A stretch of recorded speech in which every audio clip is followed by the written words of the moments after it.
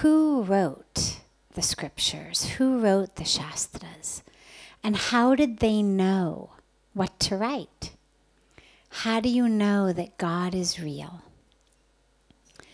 So, who wrote the scriptures? Well, some of our sages, Sage Vyasji, codified them, means he put them in order, brought together the teachings into one place. So you could say he spoke them. But as he spoke, Ganeshji wrote. But what Sage Vyasji was speaking, he wasn't saying, I'm creating this. This is my novel I'm writing, or this is my invention. He was bringing together the wisdom that had existed forever. So whatever religion we look at, the holy books, the scriptures, have been given to us by the divine. Each of them may have a different person, some sage, some rishi, who actually was able to put it down in written form or get it put down in written form. But the actual truth has come from the divine. And how do we know that they're real? And how do we know God is real? We know that God is real because of the presence in all of the things that are filled with God. So for example, let me give you an easier way to think about it. Right now, just looking in this room, right with what we have, how do you know that electricity is real? How do you know? Right, exactly. And?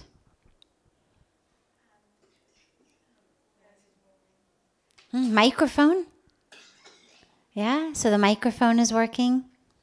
Lights are on and? Fan is on. So, can anybody here see electricity though? No, you can't see electricity. But we know it exists because of how it comes through. Now, it comes through the microphone in what form? Sound. Comes through the light as light. Comes through the fan as air. It's going to come through your blender in one way. It's going to come through your toaster in another way. It's going to come through your computer in another way. Depending on what the vessel is. If I plug in a lamp, it's going to give me light. It's not going to blend me a shake. If I want a smoothie, I need a blender. I could pray to my toaster oven as much as I want. It's not going to give me a smoothie because it's a different vehicle. But the electricity is what gives us all of it. Whether it's toast in the toaster, whether it's the smoothie in the blender, whether it's the light, the air, the sound, whatever it is.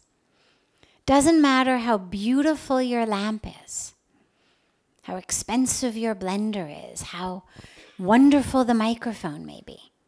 If there's no electricity, none of it's going to work. And so when we think about knowing that God is real, most of us try to do it the same way that we try to see most things in the world. With our senses. Can I see it with my eyes? Can I hear it? Can I taste it? Can I smell it? Can I touch it? So for example, anybody here ever been in love? Have you ever loved anybody? Has anybody ever loved anybody? It doesn't have to be romantic love. Anybody love their mom, dad, children, brothers, sisters, friends, right? Now, if I say to you, I don't believe that love is real. prove to me that love is real. How are you going to do that? Is there any way we can prove it? You can't prove it. You can't prove it with your 5 senses. You can't say how much love weighs or what its measurement is, or you can't put it on a slide and look at it under a microscope and say, yeah, it exists, I see it. Or look in a telescope from the top of a mountain and say, yeah, I can see it. But we know it exists because we feel it. And that knowledge is so true that it doesn't matter whether 100 people say love doesn't exist. You know it exists, you feel it. And this is how we know God is real. Those 2 ways. So the first way, like we described electricity, when you look around, you look at the universe, whatever we see God in that. Could you make me a mosquito? If I set you up in a science lab and I gave you all the things you wanted in a science lab, could you make me a mosquito? Why? Exactly. We know what a mosquito is made of. I mean, us sitting here may not, but scientists who study them can tell you exactly what a mosquito is made of.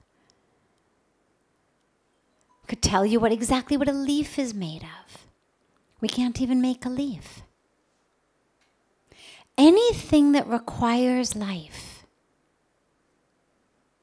we cannot create it in a science laboratory. The very best that we've been able to do very, very recently is simply duplicate it. We can take something and duplicate it. But we cannot create life. So when we see life, we know there's God. Now, that doesn't mean that evolution doesn't exist.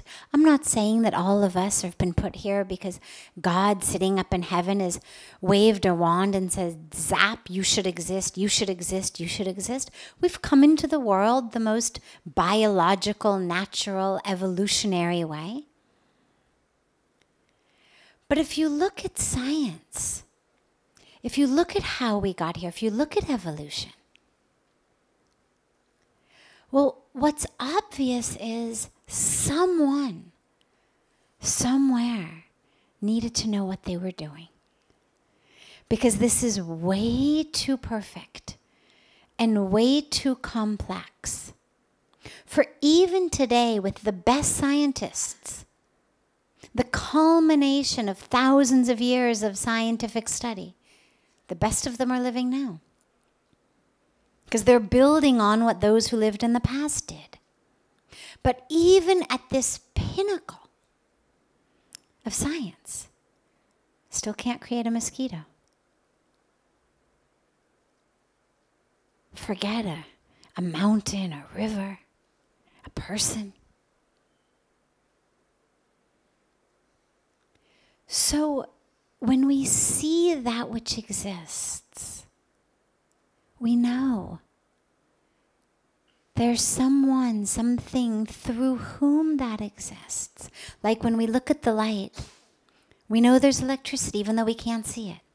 Because the light is on, we know electricity is flowing through it. So when we look at the universe around us, we're able to see that divine spark. And the last piece is, it's not just that God created us. It's that in all of that creation, God exists. It's like I was saying last night, when we live as souls rather than as bodies, and we open up that space for other people to start living then as souls. Because if I look at you as a soul, well, I've created space for you to see yourself as a soul. And that divinity is in everyone. This is what the scriptures tell us, what the scriptures remind us. Everything in the universe, pervaded by the divine. And so it's not just that God created us like an artist and then left the workshop, but actually the same way that you can see electricity in all of this, you can see the divine in all of creation, whether in a rainbow, whether in a tree, whether in a loved one, whether in a beautiful bird flying, whatever it is that touches your heart. Because in the same way that electricity turns on every single thing that it goes through in different ways, sound, light, air, smoothie, toast, computer, depending on the vehicle, we're going to get a different expression of electricity. So in the same way, we're going to get a different expression of divinity through all of the different vehicles and vessels. But that becomes the really beautiful and fun part of life, is to go through life knowing that everything is divine, everyone is divine, and to see if you can see it. Like I said, how do we know there's electricity? And you start looking around, well, okay, there's a light. And then you think for a minute, and then I say, what else? And you say, oh yeah, there's a fan. To do the same thing in your life, well, okay, so maybe I can see the divine in my mom and dad. Maybe I can see the divine in my grandma. Can you see the divine in your neighbor? Can you see the divine in the guy who picks on you in school? Can you see the divine in the teacher who yells? And that becomes, it's very difficult, it's not easy. It's not like seeing electricity in a toaster. But it's there. We know it's there. And so that becomes an incredibly beautiful challenge in life, and sort of an internal, not game, because game is very simplistic, but an internal challenge and experience as you move through life.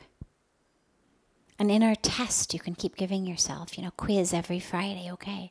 How many different people and aspects of creation was I able to see God in this week?